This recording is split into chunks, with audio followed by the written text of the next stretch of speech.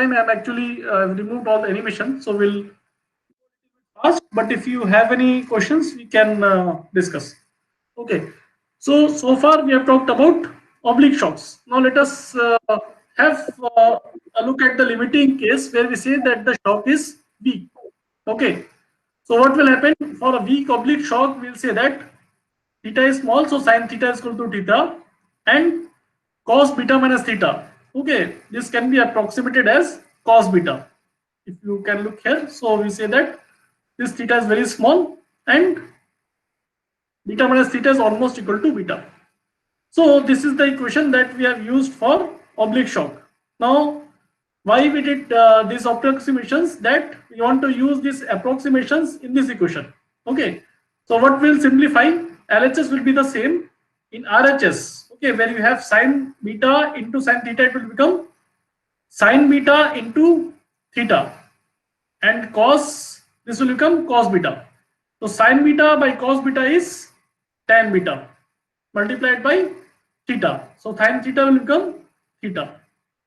So what do we observe for weak oblique shock is that the Mach number behind the shock. Okay, after the fluid has passed through the shock, the Mach number becomes, it is still more than 1. That will not be the case with strong shocks or normal shocks. Or only for weak oblique shocks, we'll see that M2 is more than 1. Okay, and basically we'll also see that the difference between M1 and M2, this is also very small. That is why we call weak shock. So M1 and M2 is small, and theta will also be very small, and hence we can approximate this as Mach line. So this is one of the assumptions. Now, if I can say that this is a Mach line, so I can also say that shock angle beta can be approximately equal to mu, right? If I say beta is equal to mu, then I can approximate sin beta as 1 by mu, and cos beta will be in terms of Mach number. So last slide we had a term of tan beta, so that tan beta I am trying to approximate in terms of Mach number. Okay, and then this equation I will substitute tan beta from here, and I will get this relation. Okay, so now let us talk about shock strength, which is basically delta P by P1. So delta P by P1 can be approximated as this. Basically, we are using that tan theta, tan beta relation what we have in the last slide. So because of time, I am skipping many steps of. I'm not going into detailed derivation. Only whenever is required, because in numericals we are generally using the final steps. So for interest of time, some steps I am skipping. But if you have, you can try it on your own. And if you still have doubt, you can we can discuss it later. Okay. Now let us look at entropy. So this is the entropy term relation that we have developed previously. If you look at previous class notes, this was a general relation for oblique shocks.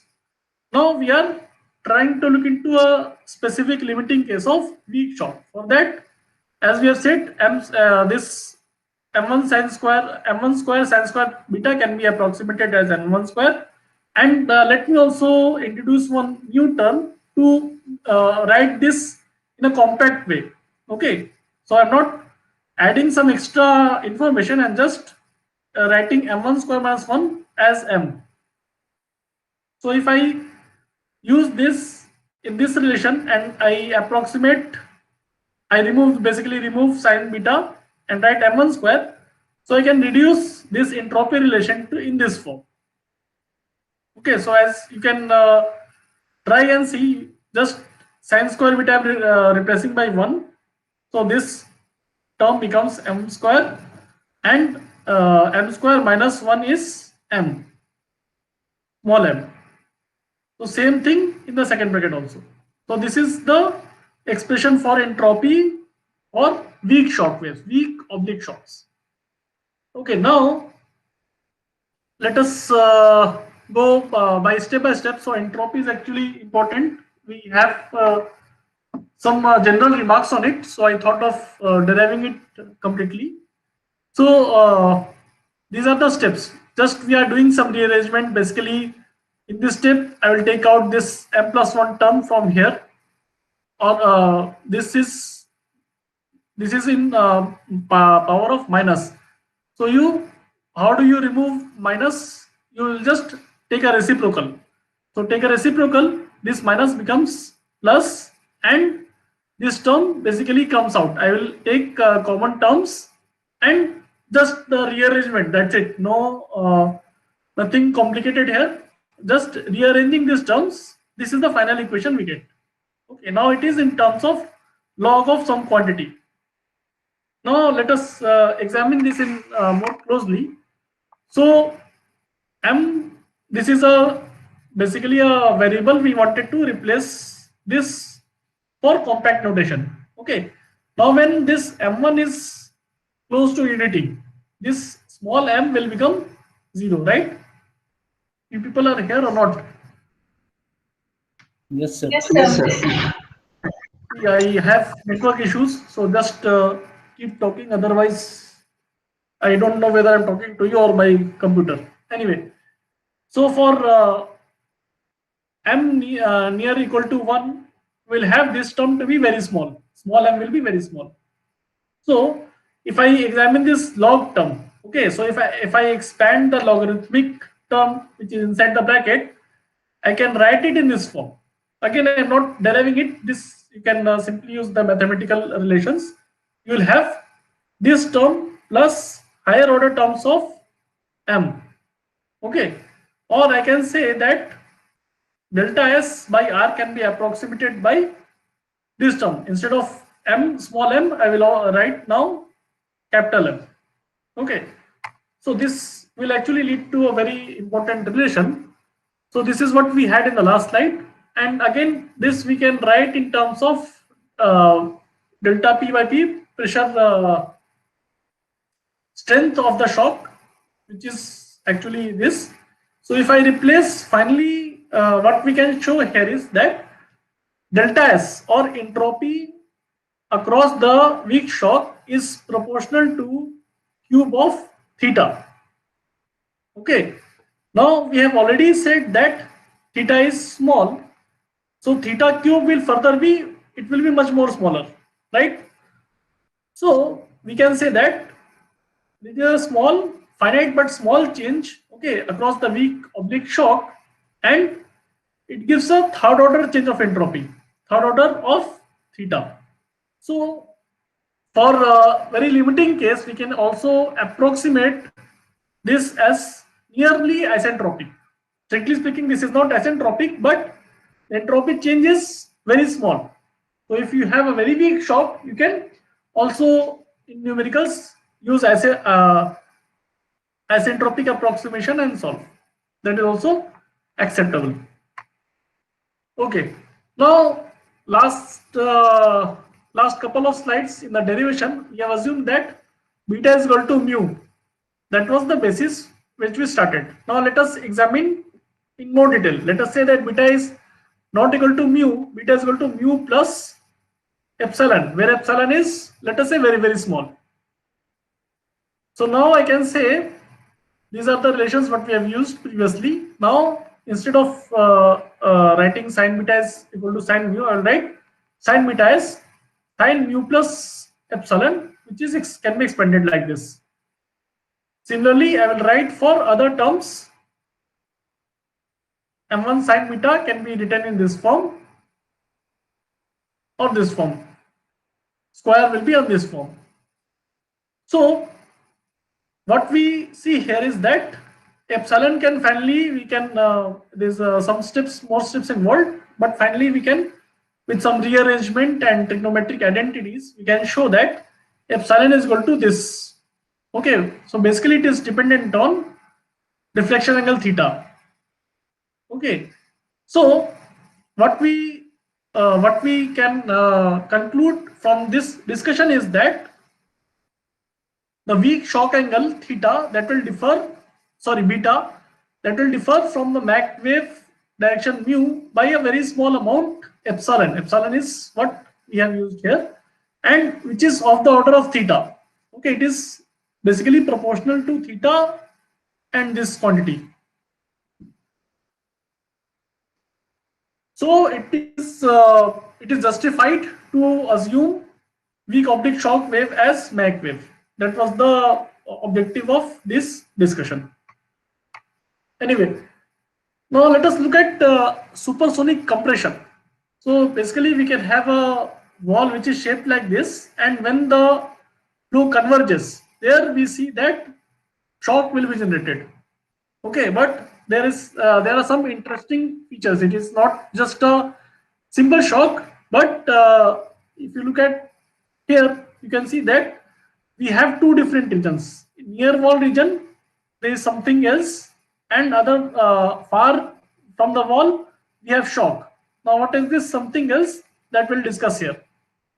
So, ideally speaking, whenever you have a compression going through a shock wave, that has to be known as entropic. Shock is a highly known as entropic process, so that will be there.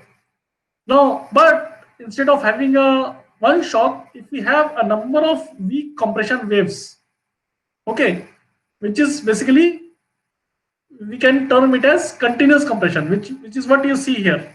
So it is not one shock, but very small, very large number of weak compression waves, weak oblique shocks maybe. So that will be considered as continuous compression. And as we have discussed in previous slides, so if it is a very weak oblique shock, it is fairly acceptable to label it as isentropic. Okay. So the requirement for this type of flow is that you should have a continuous smooth corner. It should not be a sharp corner. It should be continuous corner so that a large number of waves are generated. If it is a very sharp corner, let me draw it. So instead, if you have a very sharp corner, then it will give rise to oblique wave. Okay. But if it is round and smooth, then you can have a large number of waves which will be weak and isentropic. And as I said that these waves divide the field near to the wall and away from the wall.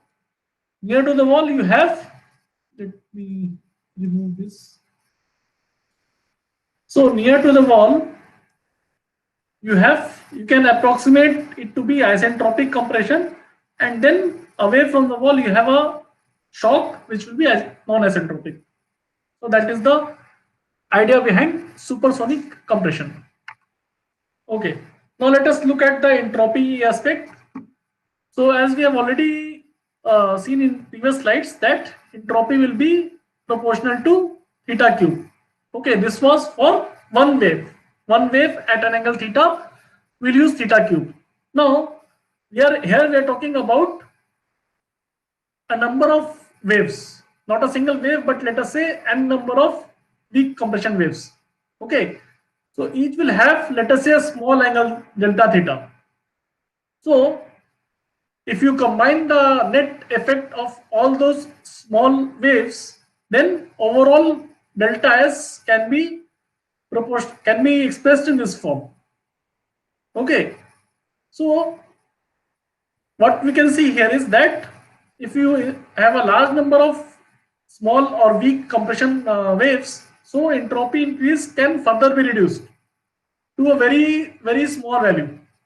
Okay, and if you say that delta theta is very small, basically you are saying that number of steps, number of waves is n is very large, so delta theta will be very small. Okay, then we say that we have continuous turning, or which is near isentropic flow. That is the whole idea for this smooth compression. Okay, now something interesting, something related to actual applications. So basically, when we talk about gas turbine engines, which generally achieve supersonic speeds. Okay, so in the front, or the incoming airflow would be higher, but when we are doing combustion, So for combustion, if you are not talking about scramjet, for normal combustion, we need small Mach numbers. Okay, let us say of the order of zero point 0.2 or even lower. Otherwise, it will not burn. We will have issues for flame stability. Okay, one more thing I just wanted to highlight on this slide is that I may ask some question on, let us say, gas turbine engine or ramjet. So basically, most of the application of this subject is related to engines or applications which also have combustion. So be very clear, I am not taught you combustion, so you don't have to do any calculation with combustion. So any question if I ask you about the engine where something is burning, you forget about the burning, just focus on the gas dynamics part. Okay, so basically you have to look into inlet flow, it is subsonic or supersonic, or what type of shock is there. So this is what is the scope of the subject. Combustion is not in the scope and that will not be asked.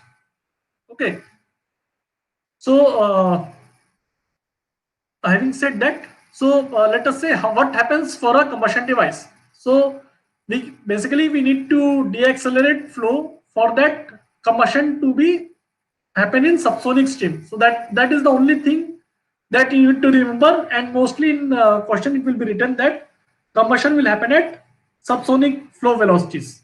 That is the whole idea. So for that, I want to deaccelerate the flow, so I can use a single normal shock or oblique shock. Okay, so these type of shocks will result in change in entropy and pressure loss, which is we'll try to reduce. And but if you have large change of entropy, it will also be resulting in fuel mixing and all that. So we'll not go into so much of details, but the general takeaway from this slide is that for combustion, generally we try to reduce the Mach number using single normal shock or oblique shock, whatever, depending on the flow geometry or what condition you are flying.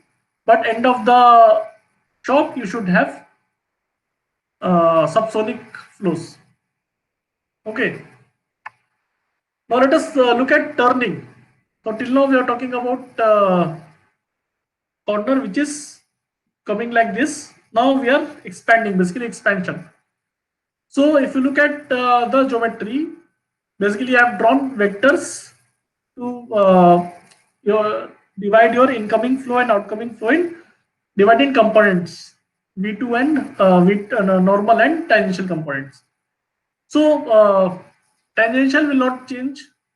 This we know for from the basics of oblique shock. The only change happens because of the shock will be in normal direction. So for if you want for this geometry, if you want the flow to turn like this, then V2n will be more than V1n. This is what should happen if you want it to turn using a shock. But I'm not going into the derivation, but it can be shown that if this is true, it will result in decrease of entropy. So definitely this is not true. It will not have a shock like this. It will, as we'll see in the next slide, we'll have expansion fan. Okay, so the flow is basically expanding and pressure is getting decreased. Okay, now let us look at some conservation equations. So this is what we get from momentum equation. I think you all must remember this, and this is coming straight away from continuity. Now if I combine these two, I can write delta P in terms of rho V and delta V. Okay. Now so this is the expansion fan I was talking about. It will not be a shock, one shock like this. It will be a fan. So this is what we are going to explore today. So what will happen is basically we'll have divergent backlines. As you can see, these backlines are diverging from this point P. Okay, and there's a tendency to decrease pressure, density, temperature as the flow passes through them. So this is not a shock, this is an expansion fan. So flow, your fluid expands. Okay, and it is a very interesting thing is that based on what we have studied in previous slides, we see that for this weak waves, we can say that the flow is isentropic. Okay, and but strictly speaking, it is not isentropic throughout. What will happen is, if you look at this point P, so at point P, a large change of entropy happens across only across this point. If you go away from the point, there are a number of waves and it becomes isentropic, but at exactly at this point, it is not isentropic. Entropy changes involved. So again, if you have a corner, it will have isentropic flow all over the flow domain except for this point P. If you want to remove that, you can have a simple expansion or continuous expansion where this is like rounded. There is no corner here, and we see a large number of waves, and there's no step change like what is happening at this corner. So there are two ways you can expand a fluid, either using centered expansion or Prandtl-Meyer expansion that we'll see, or continuous expansion. So let us talk about Prandtl-Meyer. So basically, whatever flow is coming, it will pass through a number of these small or weak waves which are at small angles, and the flow can be considered to be isentropic except for this corner. Okay, and we'll have infinite number of Mach lines. If you remember, we looked into the a few slides ago, we said that let me go back to that slide. So here we said that if you have only one wave, that will be delta S will be proportional to theta cube. But if you have number of waves, then your angle will become very small, and when theta is made, vanishingly is small. Okay, this will happen when you have infinite number of waves. Then you achieve a smooth continuous turning, and it becomes more and more isentropic. It will strictly speaking, it has a small amount of entropy change, but that entropy change will be vanishingly small as you increase the number of waves and decrease this delta theta. So that is what we are doing here in Prandtl-Meyer expansion. So we get a pointer. So we have infinite number of Mach waves, which means the delta theta is infinitely small, right, at this convex corner, and it is like a wedge shape. So we have basically two Mach lines which are important. One is this one. Let me draw it for you. So one Mach line is this one, which is at the angle mu1, which is basically the first Mach line, and the last one, which is at mu2. So mu1 and mu2. So basically we are calling it like a fan, and these are the two lines which contain that fan. Fan is in between these two lines, right? This is your fan. So let me go to the comments. So this is initial or upstream fan mu1. Downstream of fan is, this is mu2. Let me correct this for you. This is at mu1 and mu2. Okay. So Mach number also changes from m1 to m2 by going through this infinite number of expansion waves, and mu1 and mu2 are these two lines. So this is a photograph. We'll discuss this in more detail when we go to numericals. That time it will be more clear. But this is representing this physical plane. That is the idea. Okay. So what we can like theoretically picture it to be. So two types of expansion are there: Prandtl-Meyer or centered expansion and continuous expansion.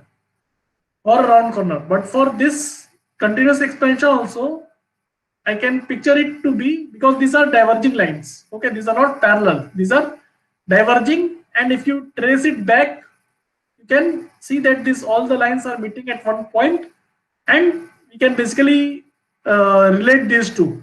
So similar type of physics will be there. That is what I am trying to show here. So basically, if you take this and remove this point, let us say I cut the flow field from here. So this will behave similar as this. Is this correct? Yes, sir. Fine. Now let us look at some equations. So for this Prandtl-Meyer expansion, we'll talk about in terms of radial and axial, theta and r terms. So instead of theta, we are using phi. Okay. So we can write, these are basically not Cartesian coordinates, but in terms of theta and r and theta. Instead of theta, phi, r and phi. So this is continuity equation, basically your conservation of mass. Then we have momentum equation, which is written in this form. These are the general forms in these coordinates, in r and theta coordinates. So we'll talk about momentum equation in r coordinate and theta coordinate, phi coordinate. Okay. Now, because of the flow, or how it, because of the physics of the flow, we say that flow properties do not change along any radial line. You take a radial line, flow is more or less same, and it varies with phi, because it is slowly being turned. So whatever angle you are looking at, the flow properties will vary, and that will be independent of r. That is a general rule for this type of flows. So if I say that flow properties are constant with r, so anything vary del by del r will be 0 for all the properties. Now if this is how it behaves. So I can, these are the general form of equation. So in general form, I will remove all the del by del r terms, and we'll get this equation. So I can say that del by del Vr by del r 0, and also the del phi terms. So instead of writing del phi, I can write d phi, because this is the only direction where there is a change. Okay, del by del r is 0. So simply I am taking this general form of equations in r and phi coordinates, and I am reducing it by using this relation. That's all. So these are the continuity and momentum equations for Prandtl-Meyer type of flow. Okay. Now in this relation, let us reduce dp by d phi. I can write in these terms. Basically, I'm multiplying and divided by d rho. So dp by dou rho is a square. So I get a square into d rho by d phi. And this is what we have in the last slide. If I combine these two, I can show that v phi and vr can be related in these terms. Now, from this relation, I can, instead of writing dp by d phi, I can substitute this and talk in terms of a square. Okay, so finally I have an equation where two brackets are there. This into this, these two terms multiplied will be 0. Now there could be one bracket. If this is 0, then the whole term will be 0, or this could be 0. So let us look at these two cases separately. Let us say that if this is 0, what will happen? So if this is 0, basically this term is 0, or I can say that dp by d phi is 0. Okay, which is not true, because we assume that pressure is constant. Sorry, if this is true, then what it means? It means that pressure is constant and there is no expansion, which is not physically true. Physically, we are assuming that pressure changes with phi. So this is not the correct assumption. So what is true then? Then this is true. We should go look at this term. So if you look at this term, we'll see that basically what it comes to v phi is a, okay, or the velocity at phi direction, it is basically equal to your local speed of sound. Okay, so that is the general relation, and because of that we are saying that Mach lines are, we are assuming this to be same as Mach waves, so we can say that sine mu is equal to 1 by m, and this is what we can use for Prandtl-Meyer type of flows where you have expansion rates. Okay, let us now look a bit more on this velocity components Vr and Vphi.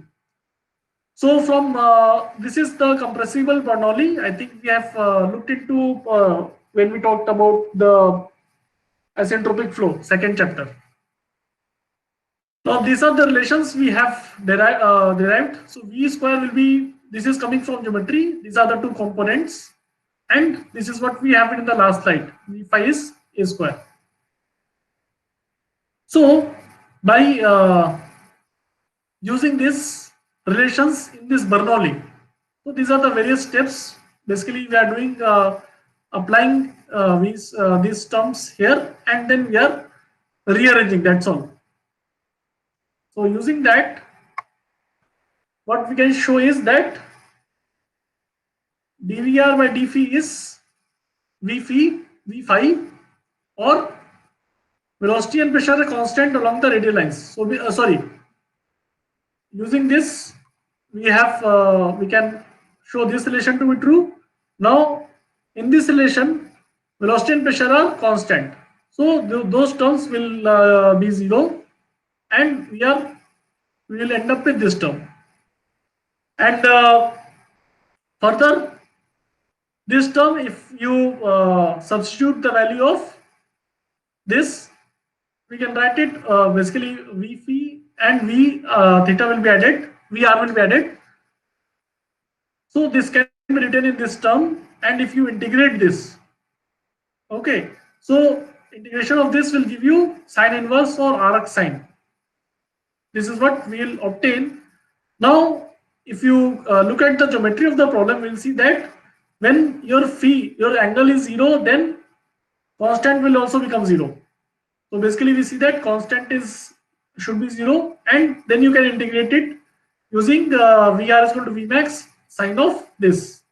Instead of sine inverse, I'll write sine of this. It will basically go on the LHS, and now in this relation, if I substitute V phi is equal to dVr by d phi, basically this relation, if you substitute it here, so I will remove, I will end up with V phi is equal to Vmax into this and cos theta term, and V phi is equal to Vmax, since theta is 0, so sorry, phi is 0, so V phi will be this, which is the maximum V phi. Okay, again we have some derivations, so I'll just go through the general overview. So at the beginning of the fan, okay, the phi component corresponds to the speed of sound at sonic condition, and for basically we are interested in what is the pressure at any point in this Prandtl-Meyer expansion in terms of phi. That is what we are trying to derive. So this derivation is just for understanding, but numericals will just be using the final derivation. Okay. So finally, we are derived pressure in terms of P naught and cos of phi and gamma. Okay. Now, basically, what we'll also see is that what is the maximum angle we can turn a flow. Okay. When the pressure P will become 0. So if you put P0 here, you will end up with phi max is pi by 2 into this. And to arrive at this situation, to get at the maximum angle, we'll see Vr is equal to Vmax and Vphi will be 0. So if you look at this relation, if you substitute gamma is equal to 1.4, you'll get the maximum turning angle to be 220 degree. Okay, and for this phi max, what is the corresponding theta? That will be 130.5 degree by using substituting 1.4 in that relation. Okay, so basically when your Prandtl-Meyer fan begins, you mark that by phi is equal to 0, and then it goes to the last phi, maximum phi. Static pressure, basically your static pressure goes to 0, and the phi component, there's no radial angular component of the velocity. Okay, and these are the values which you obtained. For phi max we have 220.5 degree and theta will be 130.5 degree respectively. So there is a hodograph curve. Again, in interest of time, we will not discuss this here, but when we go to numerical examples, then it will be more clear how to look at different angles in physical plane. Okay, let us also define Prandtl-Meyer function. So basically, I don't know if you people have heard of self-similar flow. Anyone has heard this term, self-similar flow? No, sir. Okay, so it is a different topic itself. Basically, flow which preserves its own geometry in space of time, or basically it leads to fractals and those sort of topics which we are not much interested in. But or if you can also talk about, let us say, boundary layer. Okay, so let me draw it just to explain what is a self-similar flow.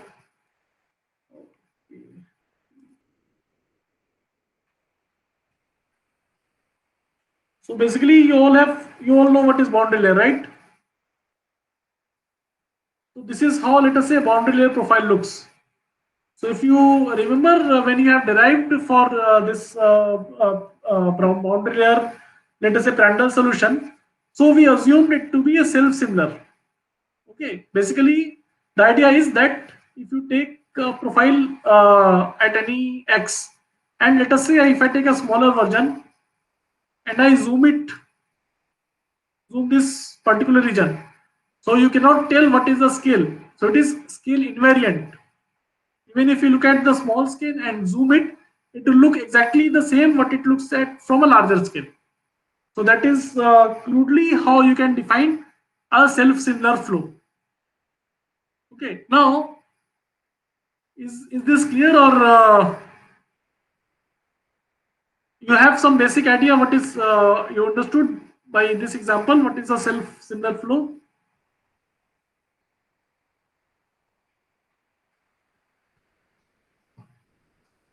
Okay, anyway, that is not what we are interested in. What we are interested in, that this is indeed a self-similar flow, and we are using a similarity variable. We can define a similarity variable here, which will be defined as the Prandtl-Meyer function.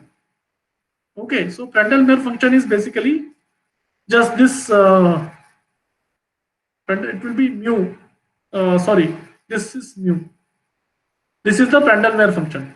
So for our from the geometry of this problem, we can say that theta is equal to phi plus mu minus pi by 2. This is coming from this geometry. We will look at these angles. Now we define a quantity mu. This is the Prandtl-Meyer function such that mu is plus minus theta, where the sign will depend whether you are talking about the right running or left running characteristics. Okay, so if it is a right running, then it is positive. If it is a left running, then it is negative. And this function mu is called Prandtl-Meyer function. Okay, which is a similarity variable. So I can write mu as phi plus mu minus pi by 2, or we can also rearrange and write phi in terms of mu. But again, we have a long derivation for that, which is not of our interest. So I'm just giving you the final result. So we can show for a Prandtl-Meyer type of expansion, the Prandtl-Meyer function can be written in terms of gamma and Mach number. This is the relation for this Prandtl-Meyer function mu. Okay, so this is what we are going to use for our numerical. To basically, we have also have tables which will give you the value of nu. But behind the table, this is the calculation. Okay. So if you look at this equation, what we can say is that for a given M1, if your M1 is fixed, then you can also see that, let us say gamma is anyway fixed for a given gas. If your M1 is fixed, then you have a fixed mu. Mu is dependent on Mach number. And physically, if you want to visualize what this Prandtl function actually is, this is basically how the flow is inclined from this incoming flow. Okay, basically phi is equal to 0 line. So if let us say your wall is inclined at theta, then mu2, basically you just add mu2, sorry, you add mu1 to theta. That will be your mu2. Next, for the next wave. Okay. Now Mach number varies from 1 to infinity. This Prandtl function, it did not go from infinity, 1 to infinity, but it will go from 0 to max. It will attain a limiting value. It will not go to up to infinity like Mach number. Okay. Now when phi is equal to 0, Mach number, incoming Mach number is 1 and this is 0. And when phi is 22 to 20.5, this is what we have seen the last slide, which will give you maximum turning angle. So for that, nu is equal to nu max. Okay, and that can be written as this. Again, I'm not showing you the derivation, but this is what you will get in tables. So for solving the numericals, you have to look into the tables, and this can be obtained. This is anyway, no, sorry. For this you don't need table, but for general mu you will get from the table. This is the maximum limiting case for mu. That actually you don't need table. You can just put 1.4 and calculate this, right? So this is the table I was talking about. So this is table 1.A.1 in the property tables that I have provided you, and the last column shows you nu. So if you look at the table before this entry for subsonic Mach numbers, this column will be empty. So it will start after Mach number 1, and these are the value you can directly look for corresponding to a particular Mach number. Okay, so again, this once we solve numericals, basically for any numerical, you just look at the Mach number M1 and correspondingly, this is the value of Prandtl function. That's all. So let us also talk about compression. So if you have a corner like this, it will get expansion. But if you have a corner like this, a concave corner, then it will compress. Okay, so do you have any class after this? I may take 5-10 minutes more. Is it okay? Yes, sir. Yes, sir. Okay. Okay. Anyway, if you have class, you can leave. I will anyway record and share with you. So I have few slides only. So I just want to wind this up. Mostly images are there, so that will not take much time. Okay. So coming back to compression. So compression can also be isentropic, similar to Prandtl expansion. And basically what we have seen in Prandtl that Mach lines are diverging. When you look at compression, Mach lines will converge. Okay. And basically the purpose will be that it will direct your flow so that your streamlines are parallel to the solid boundary. That is what is happening here also. You look closely. So what this fan is doing is that this is a streamline, right? It is coming parallel to the wall and the wall is turning like this. So the fan is trying to turn your streamline or turn the flow such that it becomes parallel to the wall, right? So similar thing will also happen for compression. So it will try to make it will look, let me draw it. It will look like this. it will try to make the flow parallel to the wall. Not made a good drawing, but this is roughly you can understand how compression will look like. We actually basically for this type of compression also will use this table, so that should be straightforward. Anyway, so yeah, just what I mentioned for asentropic compression. So when we need to be very careful. So when it is asentropic, you will use Prandtl-Meyer function, and basically, but this will be limited to flow near the wall. Okay, because okay, sometimes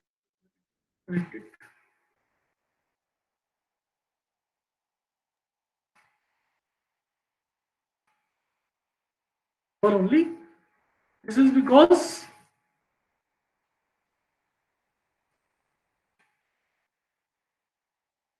these waves are coming from the continuous compression corners. So it will be. Let me go back to that figure.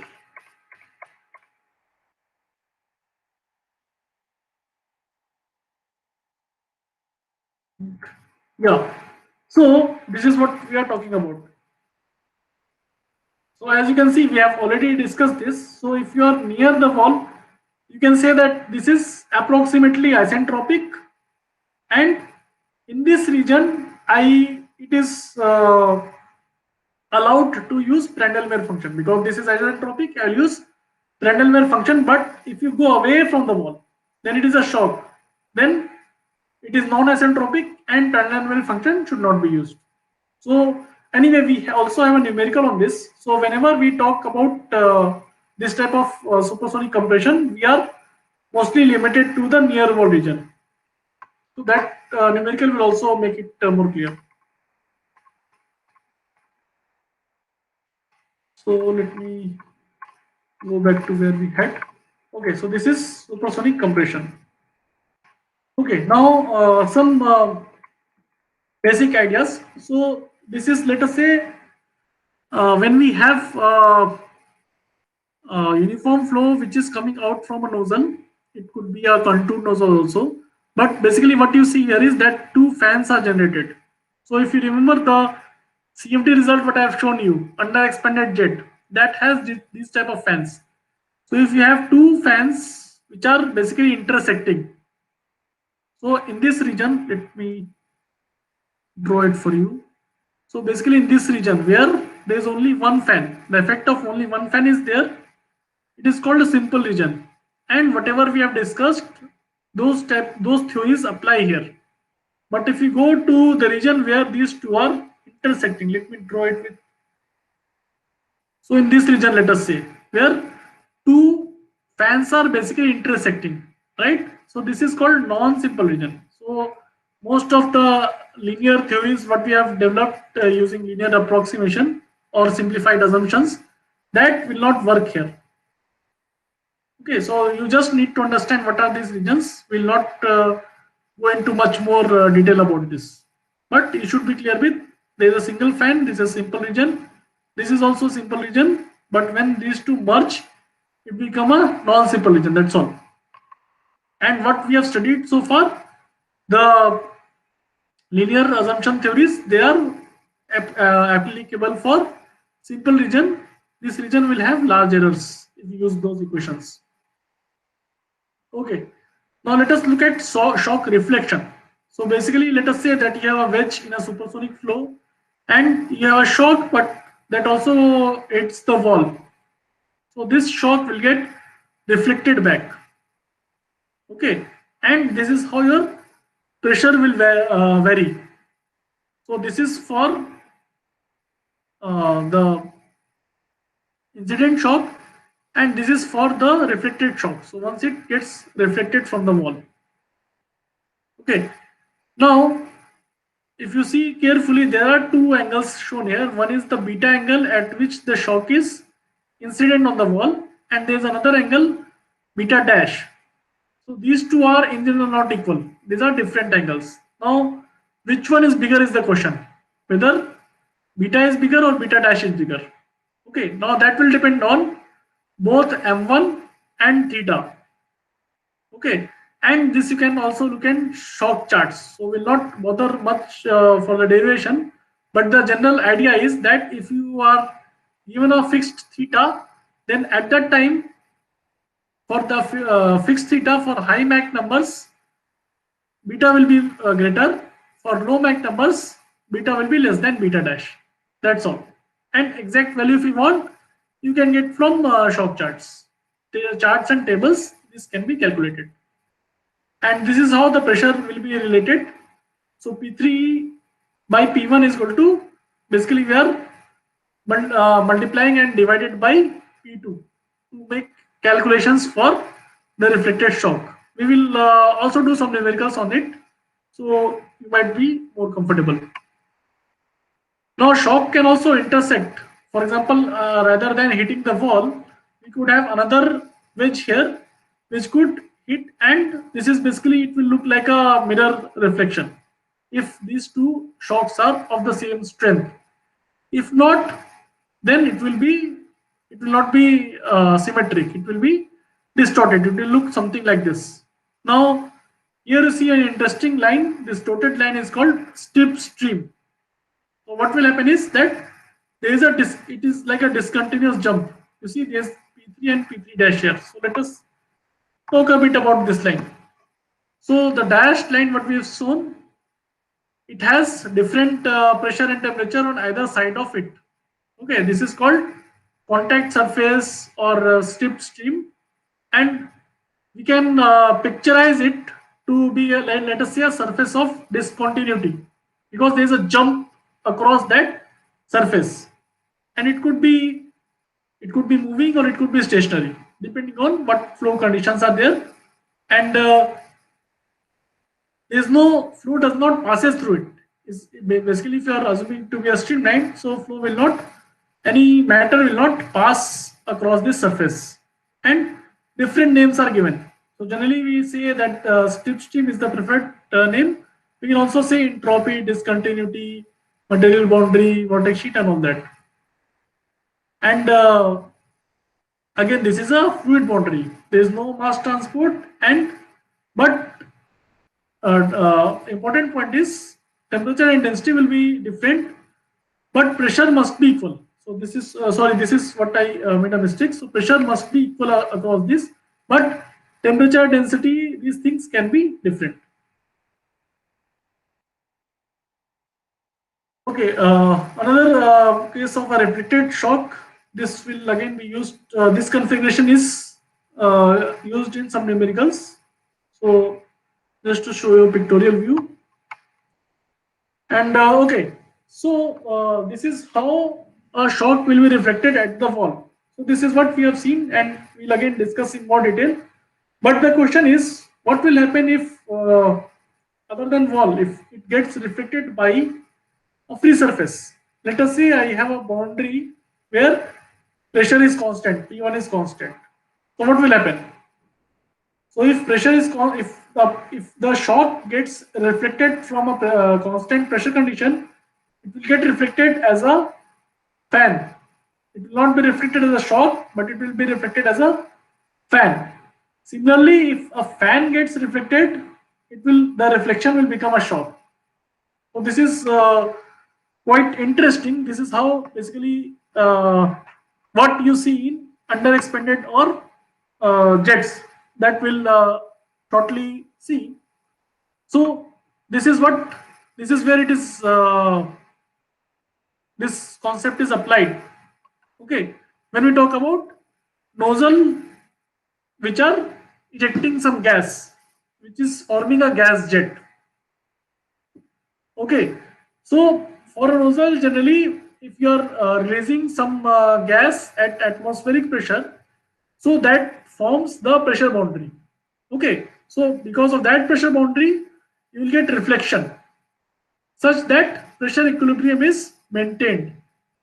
Okay, and so if you remember this, let us go to what an actual jet looks like. So this is the under expanded jet. As you can see, basically flow is coming from here. Initially, this is, if you remember, I have shown you a simulation last few classes back. That was exactly this. It was an under-expanded jet. So when you have under-expanded jet, it starts, the first thing you see is expansion fan. For an over-expanded jet, you see a shock. So basically here we have pressure which is higher than ambient. So it expands and the pressure is reduced to atmospheric and we see an expansion fan. Now when that fan gets reflected, it forms a shock wave. Okay, so this is the shock. Let me draw in some color. So let us say this green one, this is your fan, as you can see. And one more fan is here. Similarly for overexpanded jet, you see that this is the fan. That green color is the fan. Now let us draw shock wave. Let me take another color. So this is your shock wave. Is this clear to everyone? How shock and fan are getting reflected from constant pressure boundary conditions? People are here or not? Already left. Yes. Yes. Yes, sir. So this is clear. I'm just Yes. 2-3 slides I will wind up. Okay. So this, I think, in some of your, that's what I was expecting. If you had some results, it would help me to explain it more clearly. If you have a simulation result, it will be much more clear than this black and white diagram. Anyway, so this is what exactly what we are discussing in the last slide. So you see some experimental images. So these are basically these are shock cells, which are also known as diamond wave pattern. If you remember my introductory class, first or second class, I have shown you tail pipe behind aircraft, supersonic aircraft. You see these type of diamond patterns there. Okay, so they are coming from. Okay, let me see.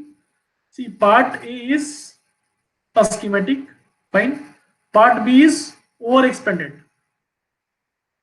Part C is, this is correctly expanded, and part D is underexpanded. Ampere high, ampere 7. So this is basically, I think, Schlieren or shadowgraphy images of this type of wave patterns. So you see some cells getting formed there, right? These cells are being made visible by density gradients of the visualization techniques. So shadowgraphy and Schlieren both work on density gradients. So that is what you are seeing here. Okay, detached shock. Again, I would be much more happier if you had some results so we can compare and do some analysis. Anyway, so what we have discussed is this. Again, we have visited this topic before, that whenever you have a small angle, the shock remains attached, and if the angle is large, then it becomes detached. Okay, we have seen this, and this case again can be shown in this way schematically. If you can keep on increasing the cone angle or this wedge angle, it will become detached. So this is something I was expecting from your results. So if you have like 3 angles, you can show that, okay, this is attached, this becomes detached, something like that. So this is what we are seeing here. Now what happens is that when your shock becomes curved, okay, so if it is a continuous line, then it is a oblique shock. But when it is a curved line, this portion, it somehow works like a normal shock. Okay, the flow is almost perpendicular to it. So what will happen is, behind this shock, you will have a subsonic flow, because normal shock, when you pass, the flow becomes supersonic to subsonic. So you can draw a sonic line here, and behind that, this portion will behave like a oblique shock, and still let us say weak oblique shock. If it is weak, then Mach number will be more than 1. That is what you see here.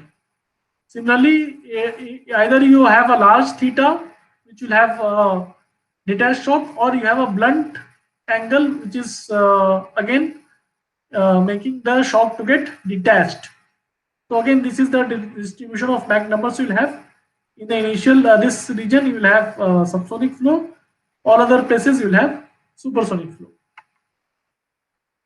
Okay, and yeah, these are the two last slides. So just bear with me for a few more minutes. So this is the last topic. So now till now, what we have talked about, when the shock hits another shock, or it gets reflected by a pressure boundary or something like that. Now here we say that there is a shock which hits or which interacts with a normal shock. What will happen with that?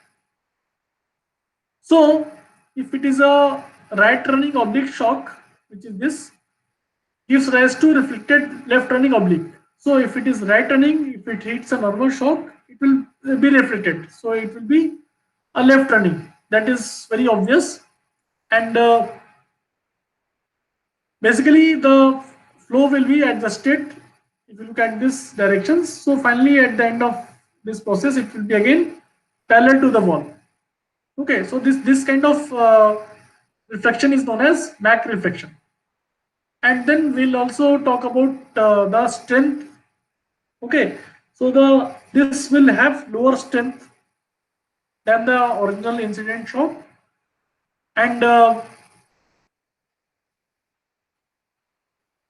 yes, that's it. And again, we'll have a slip stream. So slip stream we have already discussed previously. So same type of behavior will be observed here also for Mach reflection. And lastly, again, I will need result for this to make more interesting discussion. So I'm waiting for you. Once you have results, you mail me, and I will use your plots to describe it in more detail. Anyways, let us look at the schematic. So what do you see here? So this is called a diamond airfoil, and when we have supersonic flow coming here, we'll see two shocks formed on the leading corner. So these shocks will deaccelerate or slow down the flow. But as you approach to this point, we see that two fans are there, expansion fans. Okay, so that will basically, if you have a shock, it will increase your pressure. Fan will decrease your pressure, and correspondingly velocity will also be affected. And finally at the tail we'll have two shocks. Okay, so your pressure is also increasing and velocity will be decreasing. So if I draw velocity for this, let me just so let us say it was coming at some velocity initially, and here pressure is rising, so velocity will decrease. This is the effect of shock. Then velocity will increase because of this expansion fan, and again it will start to decrease with this shock. So this is how velocity will look for this 2D diamond. This is a diamond airfoil. I think I used one more slide initially for this. So these are how your computational results look like. So we have oblique shock, fan, and there will be one more shock here at the end portion. That is what you can see here. This is missing from the schematic, but in the results you can very clearly see, right? Now let us conclude today's lecture. So similarly, instead of having this is called a diamond aerofoil, we can also have a flat plate. So a flat plate at some angle, it will also give you shocks and expansion fans. So here, since the flow is coming like this, it sees, let us say it sees that is a expanding corner. So it will produce a fan, and this flow coming from the bottom half, it will see that the area is restricted or convex corner is there. So it will give rise to a shock. Okay. Similarly, at the end, this portion will have shock, and this portion will have fan. Again, we will see some numericals on this. That hopefully that will be more clear to you. And this is how the pressure will be distributed for this thin plate. So with that, I will stop recording. And if you have any questions, we can discuss.